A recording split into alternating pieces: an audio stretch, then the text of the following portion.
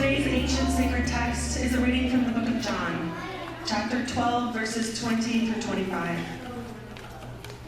Among those who had come up to worship at the Passover festival were some Greeks.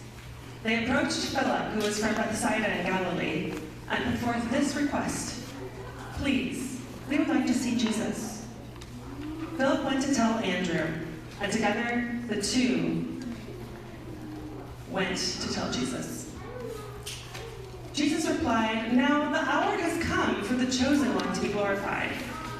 The truth of the matter is, unless a grain of wheat falls on the ground and dies, it remains only a single grain. But if it dies, it yields a rich harvest. If you love your life, you'll lose it. If you hate your life in this world, you'll keep it for eternal life." La palabra de Dios. Gracias a Dios. You can be seated. So I'm going to talk about bodies. I'm going to talk about my body. And yeah, who said you? Yeah, awesome. That's how I used to feel. That's how I used to feel. I have a complicated relationship with my body. When I was an adolescent, I discovered that I had a condition that when I would start to run, let's say to first base or on a kickoff play for football, or just start running, parts of my body would not want to coordinate with other parts of my body, and I would have like kind of spasming kind of actions in my body. My hands would kind of seize up a little bit. I wouldn't lose consciousness, but it was challenging. It was challenging. I was an athletic person, and it was hard to hide it, but I hid it. I hid it. I would pretend that I had to tie my shoe, or I just pause. If I got a hit in baseball and I was a good hitter, sometimes I would stretch a double into a single to just stop at first base because I needed to pause. And it wasn't until, and I didn't tell anybody, I didn't tell my family, we didn't talk about it. Bodies weren't something that we talked about. And I didn't do anything about it until I was in seminary. And I finally saw a doctor, because I started to do some research. It was getting in the way of life, really. It would happen when I'd cross the street, and I'd have to pause, maybe in the middle of the street, which isn't a real safe place to have this happen. And I was like, I got to do something about this. I got to kind of take this out of the shadows. And I did some research and discovered that I had something called paroxysmal kinesiogenic dyskinesia, which, even saying that kind of like sparks anxiety. PKD. And I was given some anti-seizure medication, which helped, but also put me on a blacklist for insurance. So when I graduated from seminary and I had that listed as a medication that I would take, because there's also for people with epilepsy, I would be denied insurance. So that was another example where I had to hide this important part of myself in order to qualify for health care, so that I could address things like this. But I couldn't. Recently it's come up again, and I think there's some anxious moments in my life right now that have sparked it again. Usually it's something that goes away for people in their 30s and 40s, but it's showing up again as I'm crossing the street. And so I wanted to share that with you because this is an important part of my body that I haven't been able to talk about.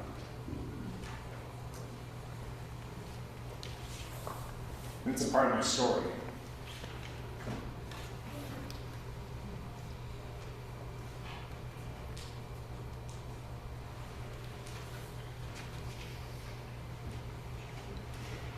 So, didn't really intend on talking about that. today, but as we were lamenting the loss of a tree, a beautiful creature in this world, and understanding the truth of that tree's life and what it meant to your family and to your neighborhood, it made me think, I need to start telling the truth about my body to more people. So that's the truth. That's one of the truths of me. It's not the only truth. It's not the only thing that defines me. But it is a truth. So, on to what I intended to say.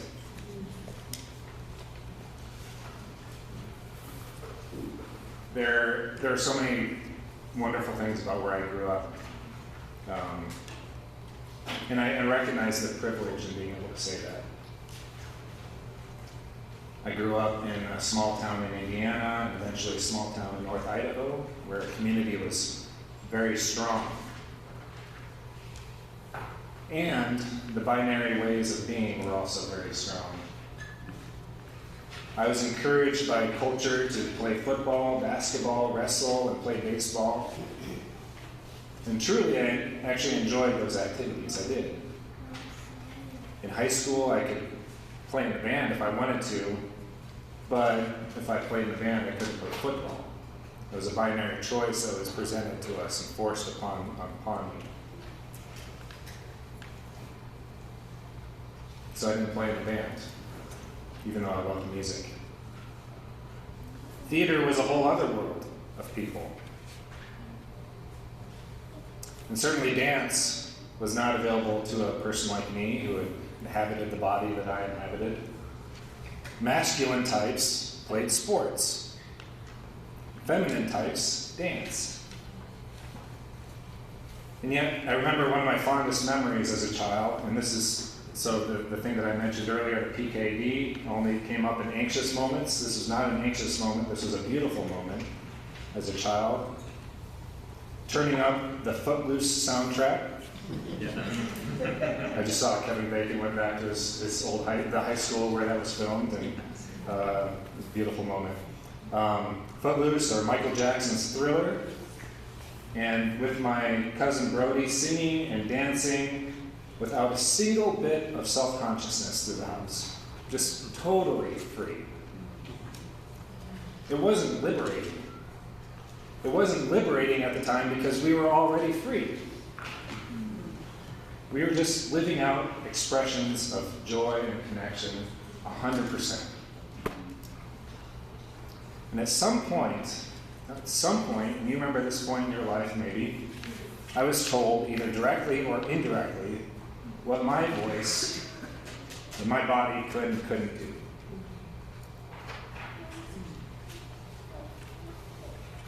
In fourth grade, our choir teacher singled out 4 or 5 deeper voiced boys in the class. And that was me. I had a deep voice. I mean, I didn't have this deep voice, but it was a lower voice than everybody else. And we were told that we could do indoor recess while the rest of the class learned music. Cultural lines were also drawn around embodied expression. Boys who chose theater or dance were labeled and ridiculed, maybe even by me. Yes, by me. And we were all encouraged to fall in line.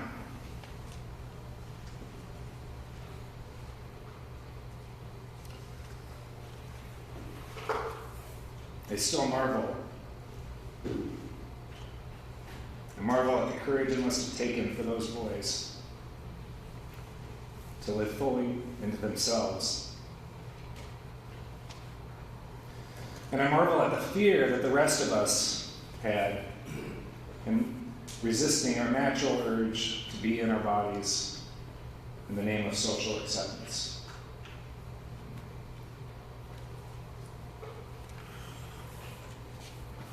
So I feel some emotion talking about this, and I want to go back and I just want to erase it. I want to erase those memories. I want to just start over. But I can't. I can't go back. I can't erase the past versions of myself. I can't go back and erase the cultural trauma that we were all enduring. I can't go back and erase the past.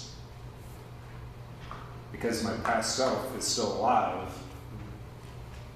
In fact, it's so alive and well, that trauma inside of me, that is often steering the wheel of my life, directing how this body thinks and behaves to this day.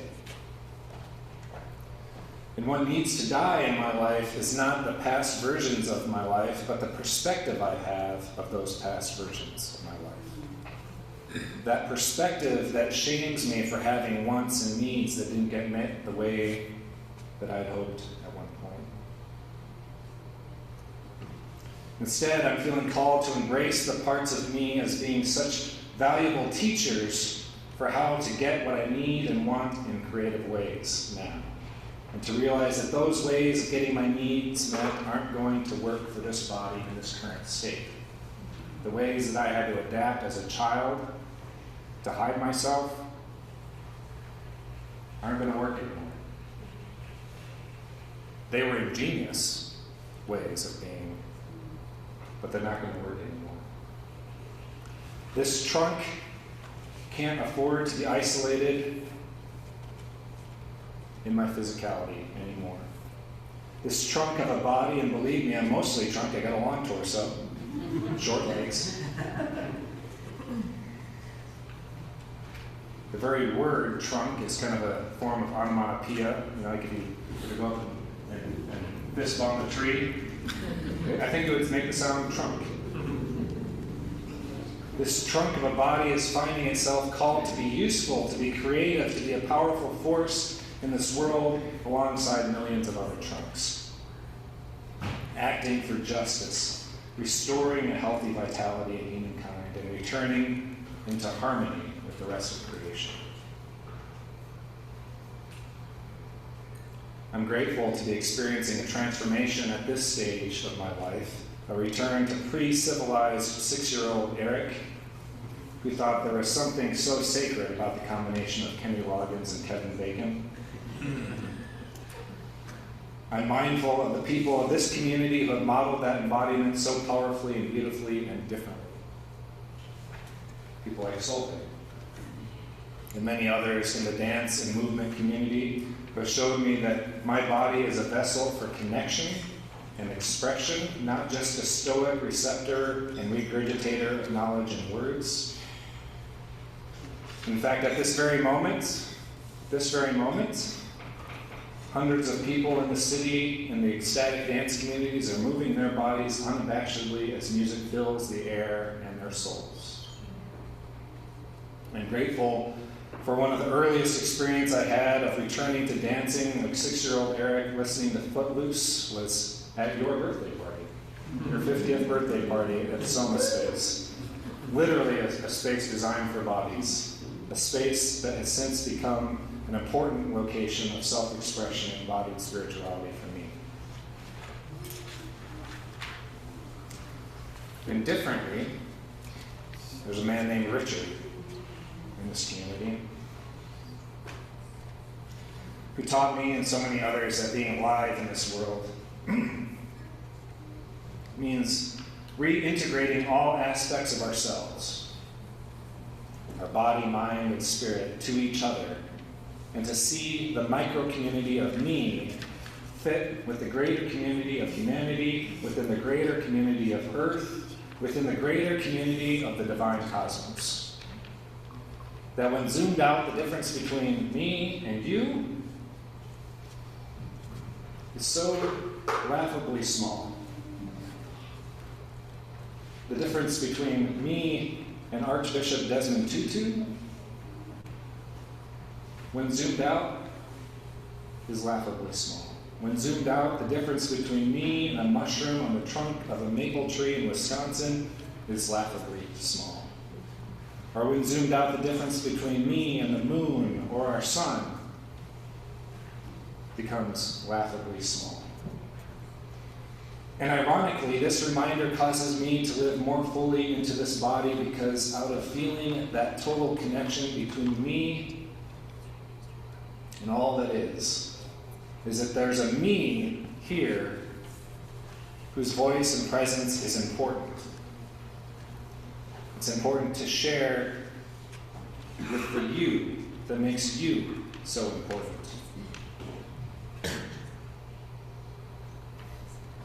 And we benefit so much from exploring both the uniqueness of our personalities and bodies and the commonality of our shared existence. I'm mindful especially of Richard with this reading today because he is the latest of people who have made an impact on my heart to have passed away. And like so many of our losses, his passing has caused both great sadness and a great release of creativity that comes with remembering his love for himself, for his carol, for his family, his friends, his community, his humanity, his universe, and the legacy of presence and embodied power that he would leave to the rest of us. I've written a poem in his honor that I would like to share with you. Some of you have seen it. I posted it on Facebook. Poetry for me is the place where my heart, my mind, and my body get to collaborate intimately.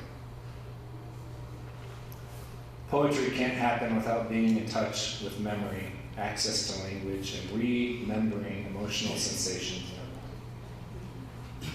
So as I wrote this poem and words flowed quickly out of me, I felt in my body the warmth of Richard's smile, the heat of his anger, the flash of his wit and strategic mind, and the current emptiness of the chair beside Carol.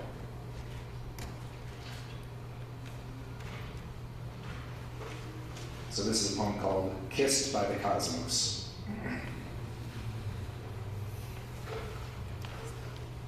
I remember the first time I heard you speak. It was the first time I had heard anyone over 70 drop an F-bomb in church like it was hot. But you would not hide your white-hot anger about the state of this world we were leaving to our children and your grandchildren, hopelessly indebted to Wall Street and corporations, commodifying nature and our very lives in exchange for something that is not even real. We have mortgaged the future of this planet, I heard you say, as loans and credit blind us from the reality of the Earth's destruction and enslave us as the ones holding the axe. You grew up abused and abandoned, and out of all those wounds found your voice and righteous anger, organizing the still small voices of those who had been told they had no power. Pouring all your spirit into their lives while pouring soothing spirits into the void left behind. You rose up out of booze-filled gutters, finding yourself a better husband and father, and because of that rising, you lived to be a grandfather to so many. Through you, others became open-hearted and clear-minded power generators, finding the source of our collective addictions and battling them armed with brutal honesty and a million books, and one-to-ones, and house meetings, and assemblies, and love. Your passionate power turned wrinkled wisdom, sat with closed eyes, soaking in inspiration, ancient arms leaning on cane, heart vibrating with connection, not eager to leave this place just yet. But as deep belly laughs became too much for your worn body, giving way to even deeper smiles, breath slowed down to still. Your vast energy has been released to the wild you loved, and your spirit kissed by the cosmos.